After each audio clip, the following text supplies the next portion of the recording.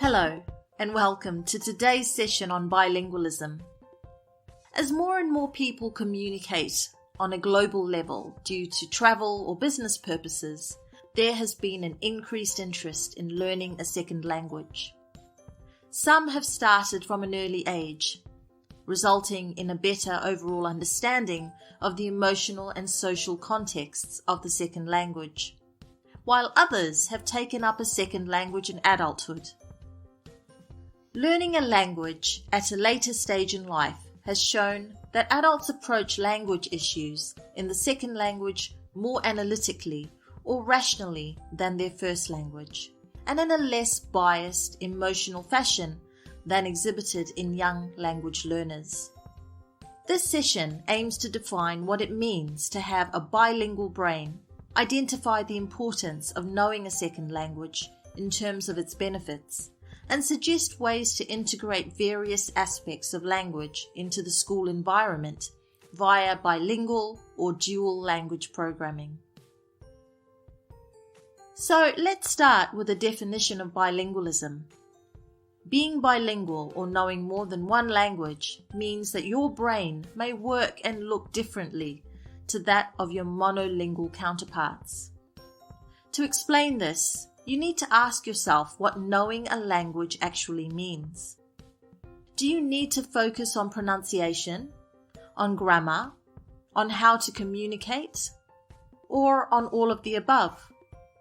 That's right, the answer is all of the above. Acquiring a language means having both a receptive and productive knowledge of it. By receptive, I mean focusing on reading and listening skills. By productive, I mean speaking and writing.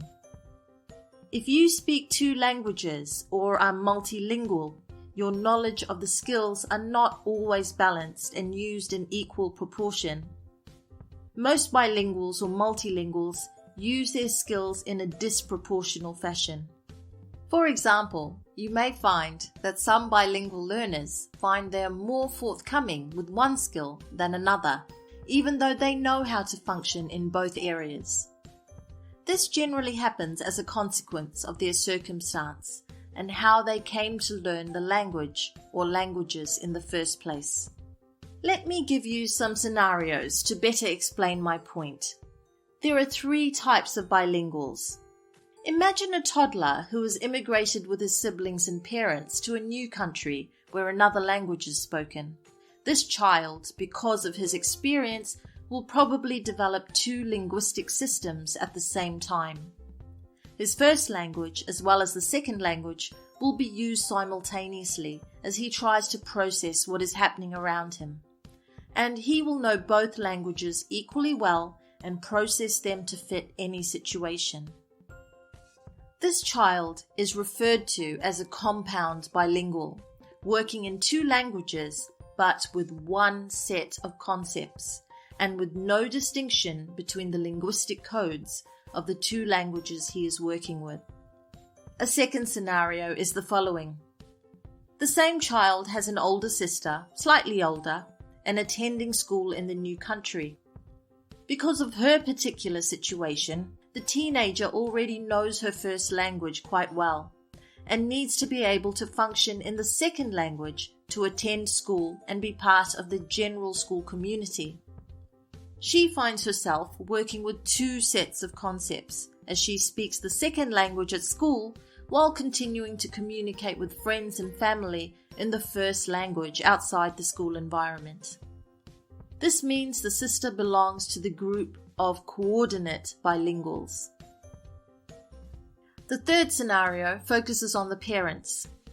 They pertain to the group of subordinate bilinguals, where they start to learn the second language by making associations with their first language and filtering it through their first language. Needless to say, their first language will dominate their daily life. All 3 types of bilinguals can reach a high linguistic competence in all their languages, but their proficiency can change depending on their motivations and context, as these play a significant role in their bilingual development throughout their lives. Although many studies have been carried out regarding bilingualism, Those which were conducted before 1960 regarded learning two languages as a hindrance because research at the time considered that learners were being forced to distinguish between two or more language codes, which is more than they could handle mentally. The time and energy spent on these concurrent languages was believed to delay the learner's linguistic development. Understandably, in today's world, these views are seen as somewhat flawed. More recent examination has shown that the ability to switch between languages has, in effect, resulted in more positive activity in the dorsolateral prefrontal cortex of the brain.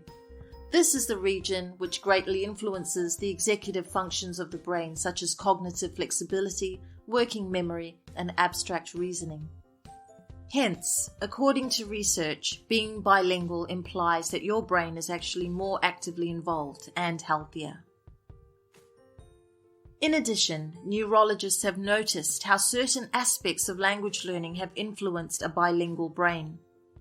It can be said that the brain's left hemisphere generally dominates and analyzes our rational processes, while the right hemisphere addresses emotional and social contexts.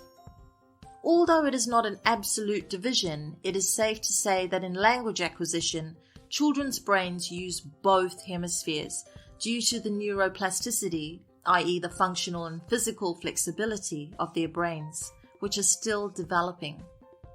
Adults, on the other hand, tend to use their left hemisphere when learning a language. So what does this imply? It basically means that being bilingual has important implications for the brain with regards to how it processes and represents the two or more languages being learned, and how it changes as a consequence of learning languages in general. In fact, when learning another language, the benefits are multiple. In addition to having a healthy and complex brain, being bilingual may delay, by up to 5 years, the onset of Alzheimer's or dementia because of the extended workout this type of brain receives during its lifetime. Furthermore, knowing more than one language can definitely enhance your competitiveness and facilitate communication in the global marketplace. The final part of this session is going to focus on how various aspects of language can be implemented into the school environment through dual language programming. It is true to say that having the skills and knowledge of one language can facilitate the learning of another. Studies that have been carried out using both monolingual and dual language programs have found that those who have learned using languages have done equally as well as those instructed only using their first language, and, if anything, have at times gone on to outperform their counterparts in literacy skills. As an exemplar, I'd like to focus on Canada. Both English and French are the official languages of the country. Although English is predominantly used, French is also spoken and taught from a very early age. Children who go through bilingual immersion at school tend to become more proficient readers at an earlier age and are better at solving problems as a result of having learned a second language. Learners are exposed to both languages simultaneously and are taught the second language through songs, games, crafts, and certain themes or topics. Integrating various parts of the language into the environment can eventually make it easier for the child to grasp and manipulate the languages for any situation. However, running a dual language program is not without its issues. Let's look at the kinds of programs available. There are two types of bilingual instruction. In the first category, you have two groups of students where one speaks, let's say English, their first language, and the other group speaks, let's say Arabic, their first language. So, all students take on the role of modeling the language and learning the language, but at different times of instruction as they teach and learn from each other. This is known as a two-way dual language program. The other category is a one-way dual language program where there is only one group of students learning two languages, their first language and the second language. Two native speaker teachers of the first language and second language teach these languages simultaneously. Students are instructed in their first language 50% of the time, as well as the second language. This would be a typical scenario in Canada and Belgium, where English and French are spoken. The same would be typical of Florida in the USA, where both Spanish and English are taught. Despite the benefits of such immersion instruction, there are many challenges. One difficulty would be in recruiting well-qualified teachers who could teach the second language, knowing both its linguistic skills as well as its content.